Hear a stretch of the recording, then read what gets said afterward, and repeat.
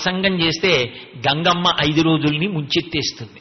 కాబట్టి ఎక్కడో అక్కడ ఆపాలి కదూ. ఆ తల్లి గురించి పూర్ణంగా చెప్పగలిగిన వాడనని కాదు. ఏకశబ్ద సమ్యజ్ఞాత సృష్ట ప్రయుక్త స్వర్గే లోకే కామదుగ్భవతి. ఒక్క మాట భక్తితో చెప్పుకున్నా చాలు, సమస్తమైన ఈప్సితములను వర్షిస్తుంది తల్లి. అందుకే గంగమ్మకి నమస్కరిస్తూ యమునా నదీ వైభవం. యమున పరమపావని మహాతల్లి. ఆ యమునా నది గురించి శంకర భగవత్పాదులు అద్భుతమైన రీతిలో యమున గురించి ప్రార్థన చేశారు.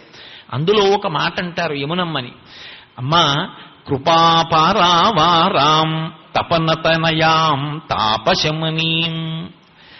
తల్లి నువ్వు ఎంత గొప్పదానివి అంటే, నువ్వు తపనతనయాం సూర్యుని యొక్క కూతురు. మురారి ప్రేయస్య, ఆ తల్లి కృష్ణ భగవానుడికి అపారమైనటువంటి ప్రేమ కలిగిన ప్రేయసి. అసలు ఏమో ఇవాళ అటు తిరిగి ఇటు తిరిగి భీష్మాచార్యుల వారు కృష్ణ భగవానుడి మీద చెప్పినటువంటి శ్లోకంతో ఉపన్యాసం ప్రారంభం. యమున అన్న పేరు ఎత్తేటప్పటికి విడదీయరాని అనుబంధం ఎవరితో ఉంటుంది అంటే కృష్ణ పరమాత్మతో ఉంటుంది. యమున అన్న పేరు చెప్పగానే వెంటనే జ్ఞాపకానికి వచ్చేది ఎవరు అంటే కృష్ణ భగవానుడి. అందుకే యమున వైభవాన్ని మొదలు పెడుతూ శంకరుల వాంగ్మయంలో ఒక అద్భుతం ఉంటుంది. వారు శ్లోకాన్ని దేనితో మొదలు పెడుతున్నారు, శ్లోకంలో ఏ పేరు పెట్టి పిలుస్తున్నారు, ఈ రెండు చాలా జాగ్రత్తగా గమనించాలి ఎప్పుడూ కూడా. ఎందుకంటే ఆయన అసలు వైభవాన్నంతటినీ కూడా మొదటికి తెస్తుంటారు. ఒక్కొక్కసారి సౌందర్యలహరిలో ఇటువంటి చమత్కారం చేశారు. ఒక శ్లోకం చెప్తూ ఫలశ్రుతితో మొదలుపెట్టారు. ఎవరైనా ఫలశ్రుతి చివర చెప్తారు, ఫలశ్రుతితో మొదలుపెట్టారు. ధునోతుద్భాంతం నస్తులిత దళిత ఇందీవరవనం ఘనస్నిగ్ధశ్లక్షణం చికుర నికురంబం తవ శివే అంటూ మొదలెట్టారు. అజ్ఞానపు చీకట్లు ధ్వంసమైపోవుగాక అని అమ్మవారి కబరీబంధం యొక్క వైశిష్ట్యాన్ని వర్ణిస్తూ ఆయన ఫలశ్రుతితో మొదలెట్టారు. అలా యమున గురించి చెప్తూ ఆయన ఏమని మొదలుపెట్టారంటే కృపా పారావారాం తపనతనయాం తాపశమనీం. అమ్మా నువ్వు ఎంత గొప్పదానివి అంటే దయకు సముద్రము వంటి దానవు అని మొదలుపెట్టారు. కృపా పారావారాం. సముద్రం యొక్క గొప్పతనం ఏమిటి, సముద్రం యొక్క లోతు ఎంత ఎవ్వరికీ తెలియదు. ఎవరికీ తెలియదు కాబట్టే గంభీరమైనటువంటి జలనిధి. అటువంటి జలనిధి అయినటువంటి సముద్రపు యొక్క లోతు తెలుసుకోవడం ఎంత కష్టమో, భగవంతుని యొక్క దయ యొక్క లోతు తెలుసుకోవడం కూడా అంతే కష్టం. ఈశ్వరుడి దయ ఎంత అని అడిగారనుకోండి, ఎవ్వరూ చెప్పలేరు. అందుకే ఈశ్వరుడి దయ ఎంత అని అడిగినప్పుడు వేసే ఉపమానం ఏమిటి అంటే పక్కన సముద్రమంతా అన్న ఉపమానం వేస్తారు. గోపరాజు గారు దశరథీ శతకం చేశారు. చేస్తే ఆయన శతకం అంతా కూడా మకుటం ఏమని పెట్టుకున్నారంటే దాశరథీ కరుణా పయోనిధి. కరుణ అంటే దయ, పయోనిధి అంటే సముద్రం. సముద్రము ఎంత లోతుగా ఉంటుందో, సముద్రము ఎంత విశాలముగా ఉంటుందో అంత గొప్ప దయ కలిగిన వాడా రామా, దశరథుని యొక్క కుమారుడా అని పిలిచారు. సముద్రపు యొక్క లోతు ఎలా అర్థం కాదో యమునా నది యొక్క కారుణ్యము కూడా అలాగే అర్థం కాదు. ఎందుకో తెలుసా, సంప్రదాయంలో ఒక రహస్యం ఉంది. అని శంకరులే చెప్పారు చోట యమునాష్టకంలో. హయా రేషా అంటారు. ఏదైనా సంకట స్థితి వచ్చిందనుకోండి, ఏదైనా చాలా బాధ వచ్చిందనుకోండి, ఎలా ఈ సంకటంలోంచి నేను బయటపడ్డాం అన్న పరిస్థితి ఏర్పడితే, అంటే అప్పటికప్పుడు తప్పించుకోలేనిదైతే ఎవరూ ఏం చేయలేరు. ఇలా వెడుతుండగా పాము ఒకటి వచ్చి గభాలన పాదం మీదుగా పడగ ఎత్తిందనుకోండి, అప్పుడు రక్షించగలిగింది పరమేశ్వరుడు ఒకడే. కానీ ఒక సంకటం వచ్చింది, ఎలా బయటపడాలి అని బాధ కలిగింది, అప్పుడు మీరు ఎక్కడున్నారన్న దాంతో సంబంధం లేదు. దోసిట్ నిండా పువ్వులు పట్టుకుని హయా రేషా గుర్రం సకిలిస్తే ఎంత గట్టిగా శక్తినంతటినీ కంఠంలోకి తెచ్చుకు సకిలిస్తుందో అలా చదవాలి యమునాష్టకం. అంత గట్టిగా చదివి కళ్ళు మూసుకొని నల్లటి ప్రవాహంతో ఉండేటటువంటి యమునా నదిని స్మరించి ఆ పువ్వులు విసిరితే వెంటనే యమునా నది ఆదుకుంటుంది అని ఒక ప్రమాణం ఉంది. ఇప్పుడు నాకు చెప్పండి, భారతదేశంలో నదులు సామాన్యమైన ప్రవాహములా, వాటికి సనాతన ధర్మంతో అవిభాజ్యమైనటువంటి అనుబంధం ఉన్నదా? అవి సనాతన ధర్మానికి ఆయువు పట్లు. అంత గొప్ప అనుబంధం ఉన్నది సనాతన ధర్మానికి నదులతోటి. అటువంటి నదుల యొక్క తీరాలు పరమ పావనమైనటువంటి వైదిక కార్యక్రమములకు ఆలవాలములు. కాబట్టే కృపాపారావారాం, నీ దయ ఎంత అంటే చెప్పలేం. అందుకే పెద్దలు ఎప్పుడూ ఒక మాట చెప్తారు, సహస్ర యోజనముల దూరంలో ఉన్నా సరే పైకి యమున అని కూడా అనకుండా యమున అని స్మరిస్తే చాలు. లోపల ఒక్కసారి రోజులో యమున అని స్మరిస్తే చాలు, ఆవిడ కాపాడుతుంది. అందుకే కృపాపారావారాం తపనతనయాం. తపనుడు అంటే సూర్యుడు. ఆమె సూర్యుని యొక్క కుమార్తె. ఏ కారణం చేత అంటే విశ్వకర్మ యొక్క కుమార్తె సంధ్యాదేవి. ఆ సంధ్యాదేవి సూర్యుని యొక్క భార్య. ఒకానొకప్పుడు ఆమె సూర్య భగవానుడు ఎదురుగుండా నిలబడి ఆయన యొక్క తేజస్సు దుర్నిరీక్ష్యమైపోయి చూడలేక భయవిహ్వలయ్యి కళ్ళు మూసుకుంది. కళ్ళు మూసుకుంటే సూర్యనారాయణమూర్తికి చీకాకు కలిగింది. నువ్వు నా భార్య అయ్యుండి నా ఎదురుగుండా నిలబడి నా తేజస్సుకి భయవిహ్వలవుతున్నావు, కన్నులు మూసుకున్నావు. అందుకే నువ్వు నా ఎదుట కన్నులు మూసుకుని భయంతో నిలబడ్డావు కనుక లోకమునకంతటికీ కూడా సంయమనము చెయ్యగలిగినటువంటి వాడు, ఎవరి పేరు చెప్తే లోకం హడిలిపోతుందో అటువంటి వాడు, ధర్మమూర్తి అయినప్పటికీ కూడా ప్రాణములను ఉగ్గడించగలిగిన వాడు నీకు కుమారుడుగా జన్మించుగాక. యమధర్మరాజు గారు కొడుకుగా వచ్చాడు. వేరొక పర్యాయం కన్నులు మూసుకుని భయపడలేదు, కానీ విలోల అయింది. అంటే ఆయన వంక ఇలా చూడలేక సూర్యుడి వంక వంకర వంకర చూపులు చూసింది. ఆయనకి మళ్లీ చీకాకు కలిగింది. నీవు నా భార్యవై ఎదురుగుండా నిలబడి నా వంక విలోలవై చూస్తున్నావు, వంకర టింకర చూపులు చూశావు. అందుకే నీకు అలలతో ప్రవాహ వేగం కలిగి ప్రవహించేటటువంటి నది కుమార్తెగా జన్మించుగాక. ఇప్పుడు యమున నదిగా పుట్టి. అందుకే సూర్య కుటుంబంలో ఉన్నటువంటి గొప్పతనం ఏమిటంటే ధర్మం ఎక్కడి నుంచి వస్తుంది అంటే సూర్యుడి యొక్క కుమారుడి దగ్గర నుంచే వస్తుంది. ఎందుకంటే మనువుకి ధర్మశాస్త్రం చెప్తాడు ఆయన. వైవస్వత మనువు ఆయన కుమారుడు వివస్వంతుడు. అలాగే కాలమంతా కూడా దేని చేత సంకేతింపబడుతుంది అంటే యమునా నది చేత సంకేతింపబడుతుంది. నిన్న మీతో మనవి చేశా, గంగ కాశీ వరకు దక్షిణానికి వచ్చి కాశీ దగ్గర ఉత్తరానికి తిరుగుతుంది. యమున వెనక్కి తిరగదు, తిరగకుండా ముందుకెడుతుంది. అందుకే కాలంతో సంకేతిస్తారు. కాలప్రవాహం యమున. ఆ కాల ప్రవాహం వెనక్కి రాదు. నిన్నటి రోజు మళ్ళీ రావాలంటే ఇంకా రాదు. కానీ ఆ కాలమునందు ఎవరు ఎప్పుడు పడిపోవాలో జ్ఞాపకం పెట్టుకుని ఎంత ఠక్కున తీసేస్తాడంటే విడిచిపెట్టిన ఊపిరి తీయకపోవచ్చు, తీసిన ఊపిరి విడిచిపెట్టకపోవచ్చు. రెండిటి మధ్యలో యమధర్మరాజు గారు ఉంటాడు. ఉండి ప్రాణాలని ఉగ్గడిస్తాడు. ఆ ఊపిరి తీయడం అన్నది, కాలంలో పడిపోవడం అన్నది యమధర్మరాజు గారు చేస్తాడు. కాలస్వరూపంగా ఈ యమున ప్రవాహం వెడుతూ ఉంటుంది. ఈ రెండిటికి ఆధారంగా సూర్య భగవానుడు ప్రకాశిస్తూ ఉంటాడు. ఆయన సూర్యాస్తమయ సూర్యోదయాల్లో కదు కాలం నడవాలి. అందుకో కదు శంకర భగవత్పాదులు ఆ కాల వైభవం గురించి శ్లోకం చేస్తూ ఒక మాట అంటారు. ప్రత్యాయంతి గతాః పునర్న దివసాః కాలో జగద్భక్షకః లక్ష్మీస్తోయ తరంగ భంగ చపలా విద్యుచ్చలం జీవితం తస్మాన్ మాం శరణాగతిం కరుణయా త్వం రక్ష రక్షాధునా అంటారు. కాలో జగద్భక్షకః, జగత్తునంతటిని తినేస్తుంటాడు సూర్యనారాయణమూర్తి సూర్యోదయ సూర్యాస్తమయాల్లో. కాబట్టి వీళ్ళిద్దరికీ పైన ఆధారం సూర్యుడు. కాబట్టి అందుకు శంకర భగవత్పాదులు సూర్యుని యొక్క కుమార్తెవి నువ్వు అని వారు ఒక్క మాట చెప్పారంటే దార్శనికులు మహానుభావులు వారికి తెలియని విషయం ఏముంది కనుక లోకంలో అంత అద్భుతంగా ఆవిష్కరిస్తారు. అందుకని కృపాపారావారాం తపనతనయాం తాపశమనీం, ఆమె తాపమునంతటినీ కూడా హరిస్తుంది. తాపము అంటే తాపము రెండు కారణముల చేత కలుగుతుంది. ఒకటి భౌతికమైనటువంటి తాపము. బయట గ్రీష్మ ఋతువో నడుస్తోందనుకోండి, శరీరానికి తాపం కలుగుతుంది. అప్పుడు ఆ తాపం కలిగితే వెళ్ళి స్నానం చేస్తే తాపం పోతుంది. యమునా నది స్నానం చేస్తే బాహ్యమునందు తాపం పోతుంది. ఆంతరతాపం ఒకటి ఉంటుంది లోపల. ఏమిటా తాపం అంటే సంసార భ్రమణ పరితాపోపశమనం. ఈ సంసారంలోకి పుట్టి చచ్చి పుట్టి చచ్చి పుట్టి చచ్చి అలా తిరుగుతూనే ఉంటాడు. అలా తిరుగుతూ ఉండడం పెద్ద తాపం. ఈ తాపం దేనివల్ల పోతుంది అంటే యమునా నది స్మరణల చేత పోతుంది. ఆమెలో స్నానం చేస్తే ఇక సంసార భయం ఉండదు, అంటే ఇక మళ్లీ పుట్టవలసిన అవసరం ఉండదు.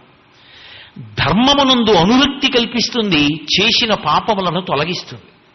అంత గొప్ప అనుగ్రహ శక్తితో ఉంటుంది యమునా నది ప్రవాహం. అందుకే తపనతనయాం తాపశమనీం, ఇదే శంకర భగవత్పాదులు ఎక్కడ చేసినా ఈ ప్రవాహానికి ఉండేటటువంటి తాప నివారణ శక్తిని స్తోత్రం చేస్తూ ఉంటారు. శివానందలహరి చేస్తూ గళంతీ శంభోత్పచ్చరిత సరిత కిల్బిషరజో దళంతీ ధీకుల్యా సరణిషు పతంతీ విజయతాం దిశంతీ సంసార భ్రమణ పరితాపోపశమనం వసంతీ మచ్చేతో హృదభువి శివానందలహరి. నా చెవుల గుండా శివ సంబంధమైనటువంటి కథలు అనబడేటటువంటి ప్రవాహం వెళ్ళి నా హృదయం అనేటటువంటి చోట తటాకముగా నిలబడాలి. అది ఏం చెయ్యాలి? సంసార భ్రమణ పరితాపోపశమనాన్ని కల్పించాలంటారు. అది శివానందలహరి. ఆ మొకుట అన్న అక్కడ చెప్పారు ఆ శ్లోకంలో. అలా యమునా నది ప్రవాహమునందు ఎవడు గ్రూకులిడుతాడో వాడికి సంసార భయము లేదు. సంసార భయము నుండి పైకెత్తుతుంది. అంటే యమున స్నానం చేసినటువంటి వాడికి మొదటిది జరిగేదేది అంటే పాపములు నివృత్తవుతాయి.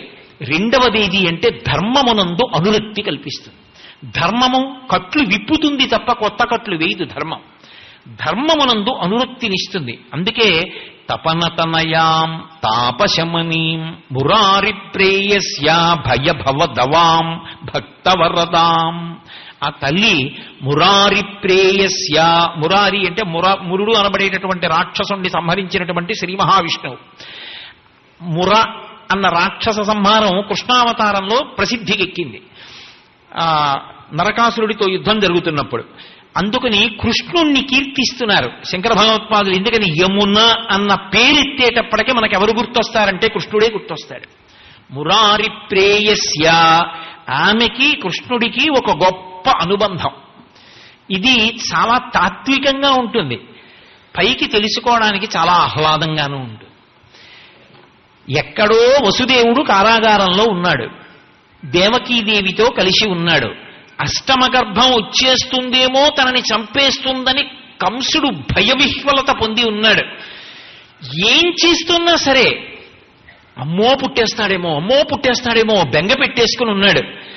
అటువంటప్పుడు శ్రావణ మాసంలో బహుళపక్షంలో అష్టమి నాటి అర్ధరాత్రి వేళ. ఎందుకు అలా నిర్ణయించుకోవడం అంటే దక్షిణాయనం చీకటి, అందున శ్రావణ మాసం మరీ చీకటి. శ్రావణ మాసంలో అర్ధరాత్రి అంటే మనుష్యులందరికీ రాత్రి, పితృదేవతలకు రాత్రి, దేవతలకు రాత్రి, దక్షిణాయనం కాబట్టి ఇంతమందికి చీకటి. దేవతలకు, పితృదేవతలకు, మనుష్యులకు చీకటి, పైగా అర్ధరాత్రి అంటే కటిక చీకటి. ఆ కటిక చీకట్లో వెలిగింది జ్యోతి. అప్పుడు ఆ జ్యోతి కాంతులీనింది జగద్గురువుగా. అందుకే కృష్ణం వందే జగద్గురుం. అందుకే అర్ధరాత్రి 12 గంటలకి పుట్టాడు. జలధర దేహు నాజాను చతుర్బాహు సరసీరుహక్షు విశాల వక్షు జారు గదా శంఖచక్ర పద్మ విలాసు కంఠ కౌస్తుభమణి కాంతిభాను కమనీయ కటిసూత్ర కంకణ కేయూర శ్రీవత్సలంచలంచిత విహారు మరుకుండల ప్రభాయుత కుంతలలాటు వైఢూర్య మణిగణ వరకిరీటు బాలు పూర్ణేందు రుచిదాలు భక్త లోకపాలు సుగుణాల కృపా విశాలు చూచి తిలకించి పులకించి చూజ్యమంది ఉబ్బి చెలరేగి వసుదేవుడు ఉత్సహించే అంటారు పోతన గారు భాగవతంలో. ఆ కారాగారంలో అర్ధరాత్రి వేళ శంఖచక్ర గదాపద్మములను పట్టుకున్నవాడై పీతాంబరధారి అయి వెలిగిపోతూ వెలుగులకు వెలుగైన వాడు ఆవిర్భవించాడు. ఇటువంటి కృష్ణ పరమాత్మ పుట్టిన తరువాత తానెందుకు దేవకీ వసుదేవుల కడుపున పుట్టాడో కూడా తానే చెప్పాడు. మీరింతకు ముందు 3 జన్మలకి ముందు నా గురించి తపస్సు చేశారు. ఆ తపస్సుకి మెచ్చి ఏం కావాలన్నాను? నాలాంటి కొడుకు కావాలన్నారు. నాలాంటి కొడుకు నేను తప్ప ఇంకొకడు లేడు. అందుకే ఒకప్పుడు మీకు కుమారుడిగా వచ్చాను. మీరు సుతపుడు అన్న పేరుతో ఆ వసుదేవుడు ఉన్నప్పుడు నేను మీకు కొడుకుగా వచ్చాను. అలాగే వేరొకసారి కశ్యప ప్రజాపతి అన్న పేరుతో నువ్వు ఉన్నప్పుడు అదితికి కలిపి వామనమూర్తిగా వచ్చాను. ఇది 3వసారి, చిట్ట చివరిసారి మీ కడుపున పుట్టాను. నన్ను స్మరించినంత మాత్రం చేత మోక్షం. నా కొడుకని పట్టుకుంటారో పరమాత్మని పట్టుకుంటారో ఏ రూపంతో పట్టుకున్నా పర్వాలా, నా పేరెత్తితే చాలు, నా యందు మనసుంచుకుంటే చాలు. అందుకు ధర్మరాజు అంటాడు, నారదుడు అంటాడు ధర్మరాజుతోటే, కామోత్కంఠత గోపికల్ భయమునన్ కంసుండు వైరక్రియా సామగ్రిం శిశుపాల ముఖ్య నృపతుల్ సంబంధులై వృష్ణులు ప్రేమన్ మీరలు భక్తి మేము ఇది చక్రింగంటి మెట్లైన నుద్ధామధ్యాన గరిష్ఠులైన హరిచందన్ వచ్చు ధత్రీశ్వర అంటాడు. ఏ భావనతో పట్టుకున్నారు కాదు, కామోత్కంఠత గోపికల్, కామంతో గోపికలు పట్టుకున్నారు. భయమునం కంసుండు, భయంతో కంసుడు పట్టుకున్నాడు. వైరక్రియా సామాగ్రిం శిశుపాల ముఖ్య నృపతుల్, వైరంతో ద్వేషభావంతో శిశుపాలాదులు పట్టుకున్నారు. వైరక్రియా సామాగ్రిం శిశుపాల ముఖ్య నృపతుల్ సంబంధులై విష్ణులు, మేం బంధువులము అని విష్ణువంశం వాళ్ళు పట్టుకున్నారు. ప్రేమన్ మీరలు అంటే ఓ ధర్మరాజాదులారా మీరు ప్రేమతో పట్టుకున్నారు, భక్తి మేము, నారదుడు చెప్తున్నాడు మేము భక్తితో పట్టుకున్నాం. ఎలా పట్టుకుంటే, ఆయన్ని పట్టుకుంటే చాలు. నుద్ధామధ్యాన గరిష్ఠులైన హరిచందన్ వచ్చు ధత్రీశ్వర, పట్టుకోవడం అన్నది ఆయన్ని పట్టుకోవాలి, పట్టుకుంటే మాత్రం ఆయనకి చెందినవాడు అవుతాడు. కాబట్టి ఇప్పుడు కృష్ణ పరమాత్మే చెప్పాడు, చిన్న శిశువు రూపంలో ఉన్నవాడు దేవకీ వసుదేవులకు చెప్పాడు. శ్రీ మహావిష్ణువుగా చతుర్భుజాలతోటి శంఖచక్ర గదాపద్మాలతోటి ఆ మెడలో వనమాలతోటి కౌస్తుభంతోటి పుట్టుమచ్చతోటి ప్రకాశిస్తున్నటువంటి వాడు నన్ను నువ్వు తీసుకెళ్లి యమునా నదిని దాటించి ఆవలి ఒడ్డున ఉన్న నందవ్రజంలో ఇప్పుడే ఈ సమయంలోనే యశోదాదేవి యొక్క కడుపున ఆడపిల్ల పుట్టింది యోగమాయన ఆజ్ఞ మేరకు. పుట్టినట్టు ఆవిడికి తెలియదు, పుట్టినట్టు మీకు తెలుసు, కానీ పుట్టినవాడెవరో తెలియదు, నేనే చెప్తున్నాను. కాబట్టి నన్ను ఎత్తుకుని పట్టుకెళ్ళన్నాడు. తెలుగు భాగవతంలో అయితే గుండెల మీద చేతులతో పట్టుకున్నాడు. పట్టుకుని వసుదేవుడు బయలుదేరాడు. తలుపులు తెరుచుకున్నాయి, బీగములు ఊడిపోయాయి, ఆ సంకెళ్ళు తొలగిపోయాయి, ఇనప గొలుసులు తెగిపోయాయి, శేషుడు పడగలు పట్టాడు. ఆ పెద్ద అంతఃపురంలోంచి బయటికి వచ్చాడు. తీరా అటువైపుకు వెడితే నందవ్రజం, ఇటువైపుకుంటే మధుర, మధ్యలో ప్రవహిస్తుంది యమున. మీరు ఎప్పుడైనా మధ్యలో ఉంటే ఇద్దరు కలిసి కూర్చున్నా సరే వాళ్ళిద్దరూ వేరువేరుగా ఉన్నట్టే లెక్క. అందుకే రేపు ఏదో తెల్లవారుజామున 2 గంటలకి పెళ్లి, ఇవాళ రాత్రి పెళ్లి కొడుకుని పెళ్లి కూతురిని కూర్చోబెట్టి అక్షతలు వేయమన్నారు అనుకోండి, అంతకన్నా అన్యాయమైన విషయం ఇంకోటి ఉంటుందా? అసలు ఆ కన్యాదాత తన కూతురిని కన్యాదానం చేశాడా? పెళ్ళయిందా? మంగళసూత్రం కట్టాడా? వాళ్ళిద్దరు ఎలా భార్యాభర్తలయ్యారు? నీకు కళ్యాణ మంటపం దొరకలేదని రిసెప్షన్ పేరు చెప్పి వాళ్ళిద్దరినీ కూర్చోబెట్టావా? యువతల వాడు చేసుకున్న గాయత్రి సర్వనాశనం అయిపోయినా నీకు అక్కర్లా, ఏమని ఆశీర్వచనం చేయాలి వాళ్ళిద్దరికీ పిల్లలు పుట్టాలని? ఎక్కడైనా ఓ ఆడామగా పక్కన కూర్చుంటే వెళ్ళి అక్షతలేసి మీకు ఇద్దరికి దీర్ఘసుమంగళీ భవ అమ్మ సుపుత్రాప్రాప్తిరస్తు ఈయన వల్ల అనొచ్చా? వాళ్ళిద్దరు ఎవరు దంపతులు ఎలా అయ్యారు? ఆడపిల్ల తండ్రి కన్యాదానం చేశాడా? పిల్లాడి తండ్రి ఒప్పుకున్నాడా? ఎలా కూర్చోబెట్టావు ఇద్దరిని పక్క పక్కన? పిలిచి ఆశీర్వచనం చేయమని ఎలా అడుగుతున్నావు? ఎలా వేస్తారు? సరే ఇప్పుడంటే ఆయన బూట్లు వేసుకుని కూర్చుంటాడు, ఏదో కర్ణుడు సహజ కవచ కుండలాలతో పుట్టినట్టు వీడు బూట్లతోనే పుట్టినట్టు. ఆ రోజున మాత్రం ప్రత్యేకం కోట్ వేసుకుంటాడు, కోట్ వేసుకుని బూట్లు వేసుకుని వాడు కూర్చుంటాడు. వాడు ఎలా వాడికి అక్షతలు వేయడం? అసలు బూట్లు వేసుకున్న వాడికి అక్షతలు ఏమిటి? ఆ బూట్లు విప్పకుండానే పెద్దలకి నమస్కారం చేస్తాడు, అదో చమత్కారం. వాడు బూట్లు విప్పితే నామోషి, అందుకని విప్పడం. ఆ బూట్లతో నమస్కారాలు ఏమిటి? బూడిద ఆశీర్వచన విహ. ఎందుకు ఆ పెళ్లికి వెళ్ళడం? కాదు, కనీసం అలా కుదరదండి. ఈ రోజుల్లో ఉన్న కళ్యాణ మంటపాలు వాటి రేట్లు కూడా దృష్టిలో పెట్టుకోండి, అలా నోరేసుకు పడిపోవడం కాదు కోటేశ్వరారు అంటారా? మధ్యలో జలకుంభం పెట్టాలి, పెళ్లి కొడుకుని పెళ్లి కూతుర్ని కూర్చోబెట్టి మధ్యలో నీళ్ల బిందె పెట్టాలి. నీళ్ల బిందె పెడితే వాళ్ళిద్దరూ వేరువేరుగానే ఉన్నట్టు లెక్క.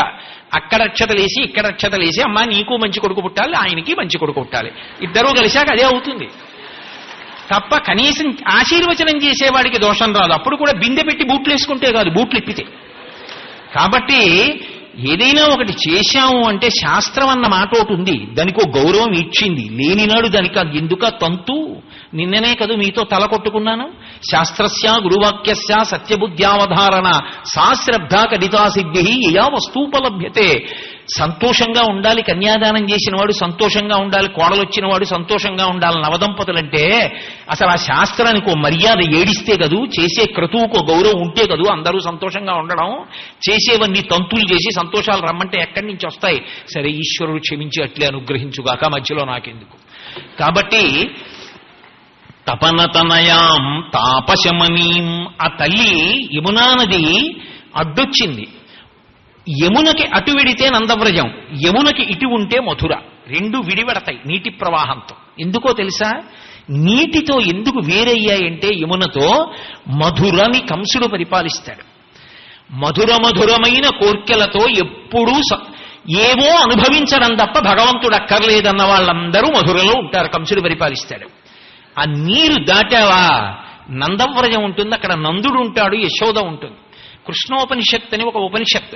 మీరు ఆ ఉపనిషత్ చదివితే వాళ్ళు ఎవరో అర్థమవుతుంది. నందుడు అంటే మోక్షం, యశోద ఎవరు అంటే ముక్తికాంత. వాళ్ళిద్దరు ఎక్కడున్నారో అక్కడ కృష్ణుడు ఉంటాడు. కృష్ అంటే నిరతిశయ ఆనంద స్వరూపుడు. కాబట్టి మోక్షానందం, ఆనందం అక్కడే ఉండాలి, ఇక్కడ ఉండడు. కంసుడు ఉంటే కృష్ణుడు ఉండడు, కృష్ణుడు ఉంటే కంసుడు ఉండడు. అందుకే కృష్ణుడు మధురొచ్చాడు అనుకోండి, ఇహ కంసుడు ఉండడు. రా రా రా అని పిలిపించాడు అక్రూరుణ్ణి పిలిపించి. శూరులు తొల్లి ఏ విభుని శోభిత పాదనక ప్రభావళించేరి భవంధకారముల పొందక బుందురు వట్టి దేవునిన్ వైరముతోడనైన పిలువన్నను పంపి శుభంబు చేసే నిష్కారణమైన ప్రేమ ఇది కంసుని పోలు సఖుండు కల్గుని అంటూ వెళ్ళాడు పాపం అక్రూరుడు. వెళ్ళి తీసుకొచ్చాడు. తీసుకొస్తే మేనమామ నేను చూడలేదు, కంస సంహారం చేశాడు. అందుకే కృష్ణుడు వస్తే కంసుడు ఉండడు, కంసుడు ఉంటే కృష్ణుడు ఉండడు. దాటిపోవాలి యమున, నందవ్రజానికి వెళ్ళిపోవాలి. ఇది తత్వం. అందుకే నందుడి ఆ వసుదేవుడితో చెప్పాడు, నన్ను తీసుకెళ్లి నందవ్రజంలో యశోదాదేవి పక్క మీద పడుకోబెట్టు, యోగమాయని ఇటు తీసుకురా అన్నాడు. ఎలా? మధ్యలో యమునుందిగా. అడగలేదు వసుదేవుడు, ఈశ్వర వాక్కు శ్రద్ధ. ఇప్పుడు పట్టుకున్నాడు, పట్టుకుని బయలుదేరాడు. ఎక్కడ దాకా వెళ్ళాడు అంటే యమున దాకా వెళ్ళాడు. యమున ఎలా ప్రవహిస్తోంది? భయంకరమైన రూపంతో ప్రవాహం వెడుతోంది. దాటడం ఎలా? ఆగాడు. ఎప్పుడైతే కృష్ణ పరమాత్మని గుండెలకి దగ్గరగా ఇలా చేత్తో పట్టుకున్నాడో, అంటే గుండెలకి కృష్ణస్పర్శ ఉందో హృదయానికి, ఆశౌరికి తెరవసగెను ప్రకాశోద్దత తుంగ భంగ కలిత ధరాసాకాశయగు యమున మును సీతేశునకు పయోధి త్రోవ ఇచ్చిన భంగిన్. ఇది కృష్ణ ఆవిర్భావం నుంచి యమునతో సంబంధం. మురారి ప్రేయస్య, అది శంకరుల స్తోత్రం. ఇంత యమున ఇలా పట్టుకుంటే కృష్ణుణ్ణి త్రోవిచ్చేసింది, వెళ్ళిపోయాడు నందవ్రజానికి. ఇప్పుడు యోగమాయని ఎత్తుకున్నాడు, ఇటు వచ్చాడు, మళ్ళీ త్రోవిచ్చేసింది. వచ్చేశాడు. అలా ఉండిపోయిందా? ఉండిపోలేదు, కలిసిపోయింది, ప్రవాహం వెళ్ళిపోయింది. నేను మీకు మొట్టమొదటే మనవి చేశా, యమున కాలస్వరూపము, యమధర్మరాజు కాలుడు, సూర్యుడు తండ్రి అని మనవి చేశాను. కాలము ఎవరికి చోటివ్వదు, కాలమునందు పుట్టి కాలమునందు పడిపోతుంది. దీన్ని మర్త్యలోకం అంటారు. మర్త్యలోకము అన్న మాటకు అర్థం ఏంటంటే, మనకి తెలిసేది జనన తేదీ, ఆ పుట్టిన శరీరం వెళ్ళిపోయే తేదీ ఒకటి ఉంటుంది. అది ఎవరికి తెలుస్తుందంటే ఈశ్వరుడికి ఒక్కడికే తెలుస్తుంది. అందుకే చిత్రగుప్తుడు ఆయన ఊపిరుల రూపంలో ఆయుర్దాయాన్ని లెక్క పెడతాడు. ఎన్ని ఊపిరులుగా ఇచ్చాను అన్నది ఇక్కడే కూర్చుని లెక్క పెట్టుకుంటూ ఉంటాడు. ఆ ఊపిరులు అయిపోగానే బయటికి వెళ్ళిపోతాడు. శివం వెళ్ళిపోతే శవం, శరీరం పడిపోతుంది. అందుకని పడిపోయే తేదీ తెలియదు, పుట్టిన తేదీ తెలుస్తుంది. పుట్టిన తేదీ ఉంది అంటే పడిపోయే తేదీ కూడా ఉంది, వెళ్ళిపోతుంది. ఈ లోకమునందు కాలములో వచ్చిన ఏ ప్రాణి కూడా శాశ్వతముగా ఉండడం అన్నది సంభవం కాదు. అలా ఉండవు కాబట్టే దీనికి మర్త్యలోకమని పేరు.